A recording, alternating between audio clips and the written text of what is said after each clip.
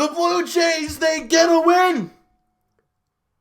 I mean, it feels like it's been a while since they won a ball game. Speaking of winning, just got this picked up today. Oh, it is nice. It is nice. We're able to get to the white shirt as well. Beautiful. Beautiful, beautiful. I'm going to wear this entire video. Why?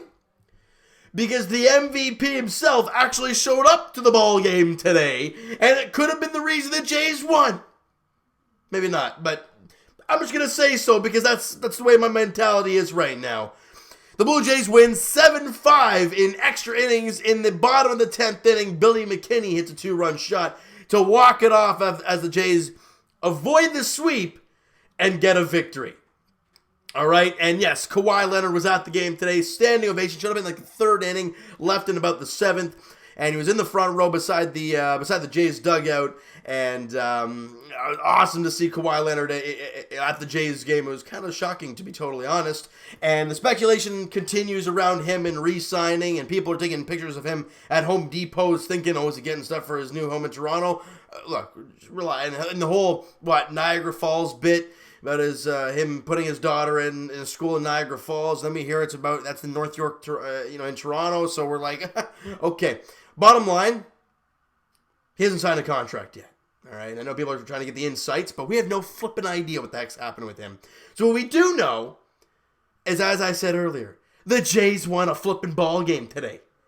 You don't see it very often, so enjoy it.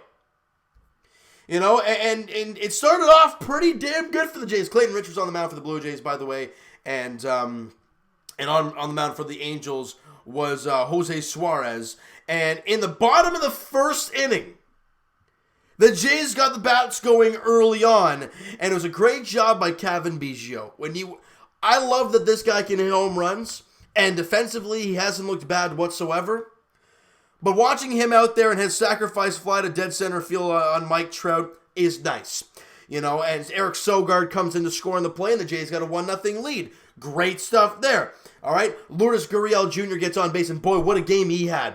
Then Teoscar Hernandez comes up, and it wasn't the greatest pitch to hit. It was a fastball right at the bottom of the zone, but Teoscar Hernandez barreled the ball and hit it to right field, and it's gone. Hernandez has been pretty damn good as of late since he's come up from AAA.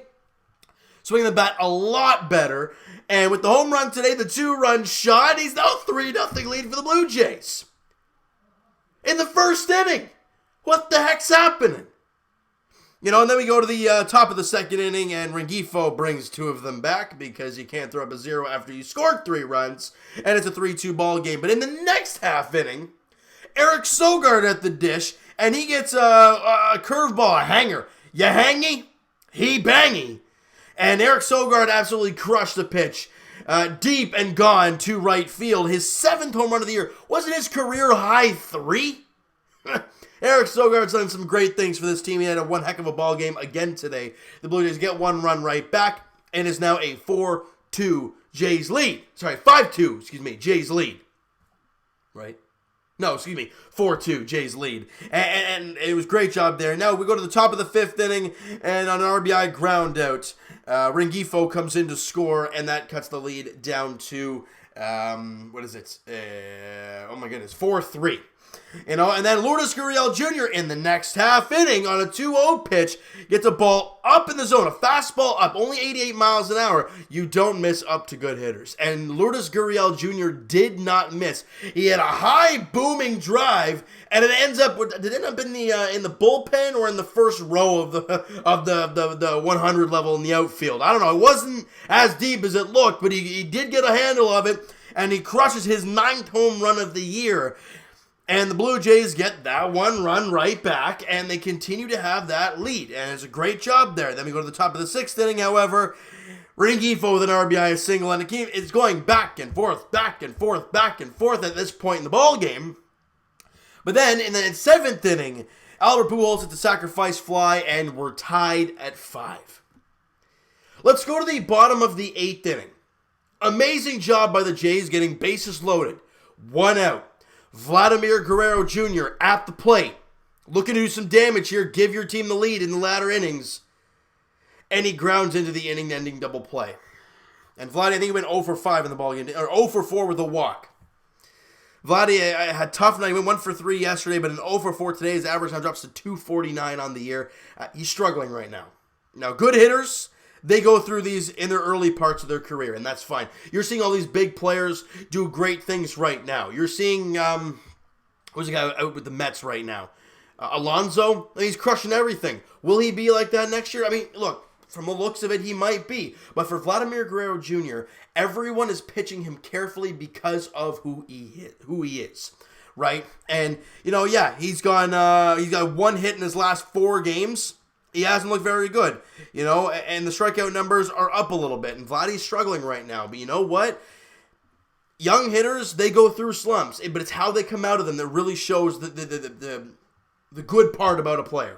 And for Vladdy, he struggled lately. But now he's going to Boston to face a really good team. Most players struggling so much going into they're going to Boston, right? They're going to Boston starting tomorrow night. Most players would fall and crush under the pressure, right? You're struggling. You're facing a great team. It doesn't look good. But if Vladdy is going to take that next step and be that next great player, we're going to have to see something from him in this series against the Red Sox. Because the Jays, if they want to win any games this series, they need all hands on deck to find a way to beat these Red Sox. It's not going to be easy. They're a very good team. They haven't put a great year together, but they're playing well lately. They're now 6 games over 500. And, if you're the Blue Jays, you enjoy a victory like today. So, speaking of Vladdy, we talked about the 8th inning blunder that he had, and now that I always talk about it, guys, about when a player, when a team really gets that 1 inning where you can break the game open and you don't take advantage. A lot of the times you lose. Well, tonight was not really an example of that because of the blunder in the 8th. Ken Giles comes out in the 9th, first time seeing him since he's come off the IL, and he looked awesome. Mixing his pitches. The velocity maybe wasn't as up there as we've gotten used to seeing. We saw 97, I saw 96 in there at some point with his fastball, but his curveball was biting. It was hard breaking ball, and it worked, and he did a great job in his inning. We move ahead to the bottom of the 10th inning, and Randall Grichuk leads off with a lacing single to left field. He thinks about turning it into 2, stops.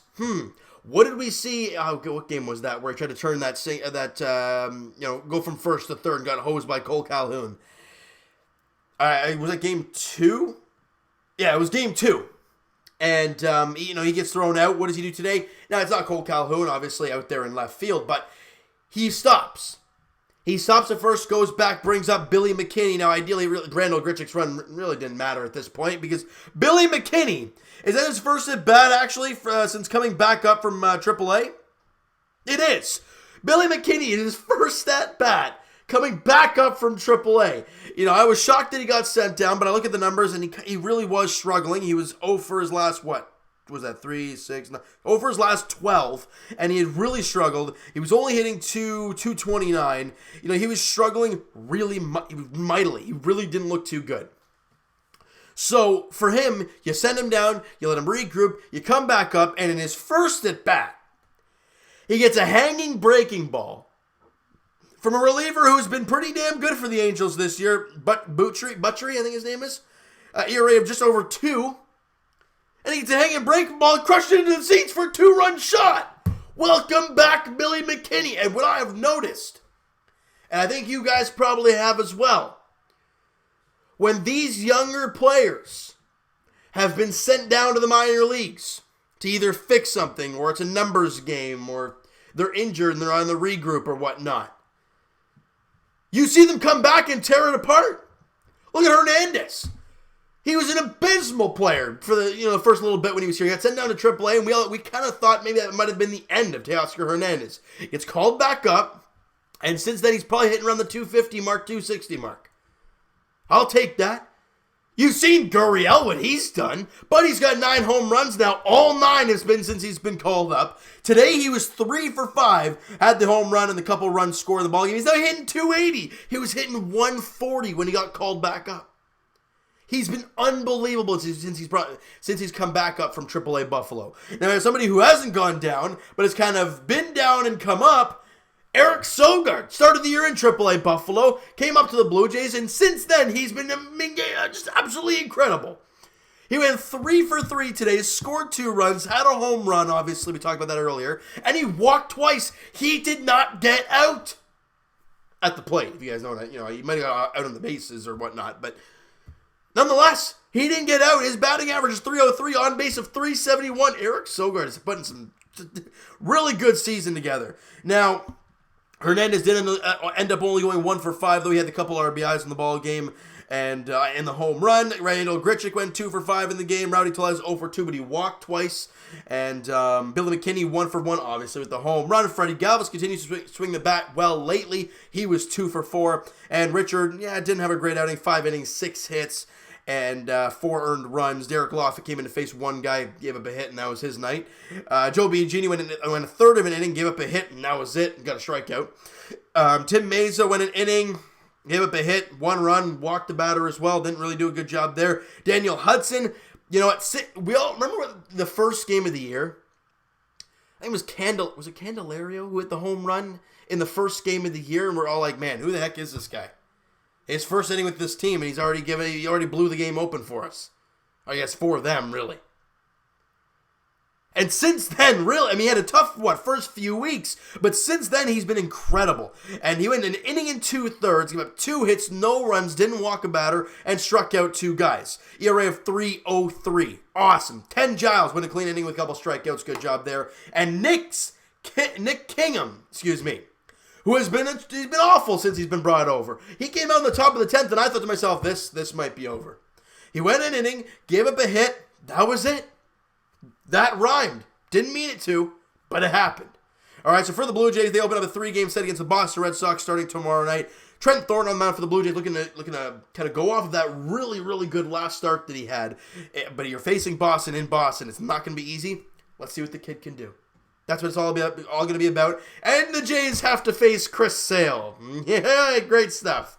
And game 2 of the 3-game set, Brian Johnson, at least that's what's going on right now, is the starter for the Red Sox, as of right now. For the Blue Jays, they don't have a starter. I'm assuming that's Edwin Jackson's spot, and we don't know what's going to happen with that whole thing.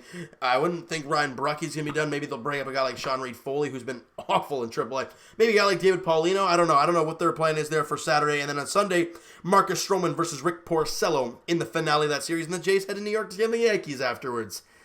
Yay. But enjoy this win for what it was, people, because it doesn't happen too often in Blue Jay land.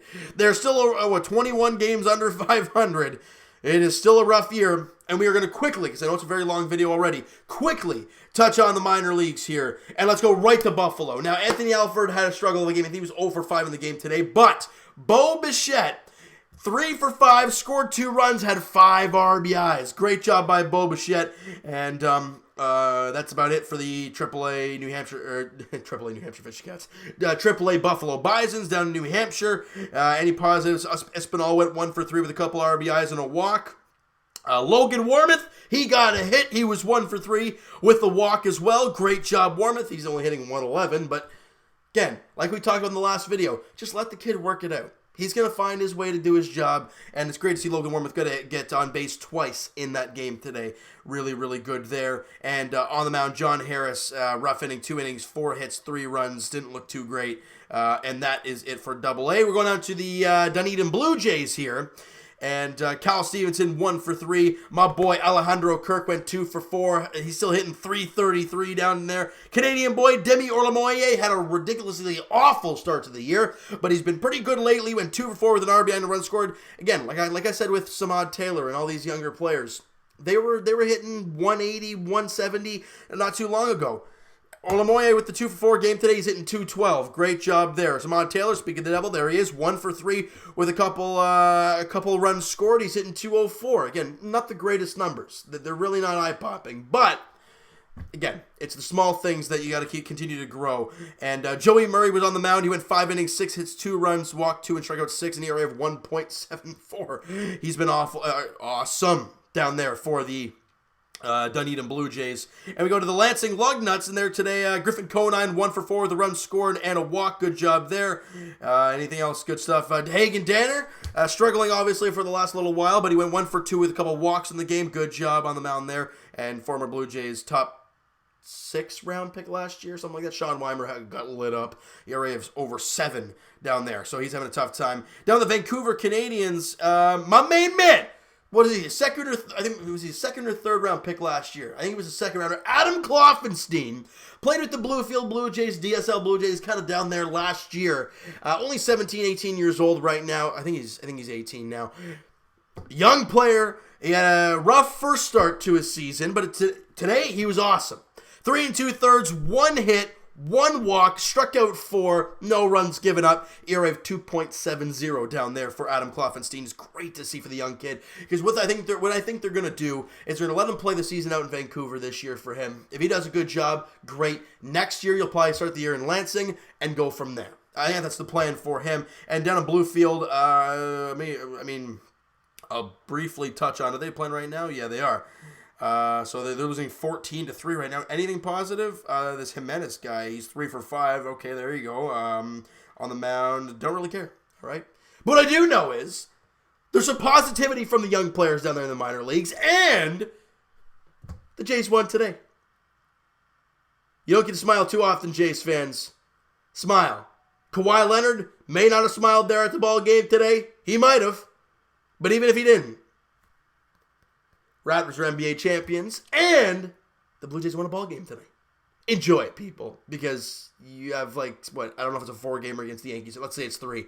You have the next 6 games against the Red Sox and Yankees, so hang in there, people. It might be a rough ride. But all right, you know what, guys? That is going to do it for this one. You guys enjoyed the video, and you guys enjoyed the ball game today because it was quite entertaining. Smack that like button. We appreciate that. And the subscribe button if you guys have not already. Comment down below your thoughts on the game, your thoughts on the video, your thoughts on the minor leagues, your thoughts on Gurriel, your thoughts on Vladdy as of late. What's going on with him? I want to hear your guys' thoughts in the comments below. Go crazy!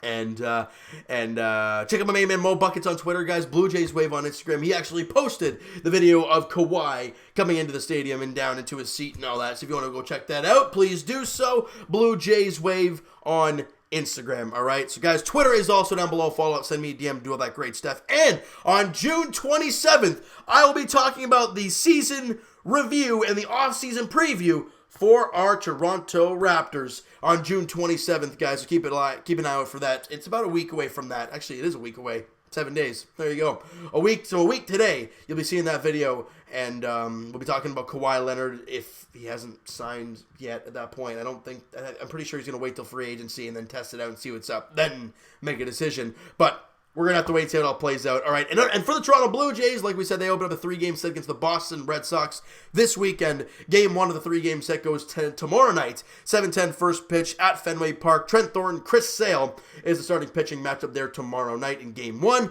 Thank you guys so much for listening and watching. Hope you guys enjoyed the video. Talk to you guys then.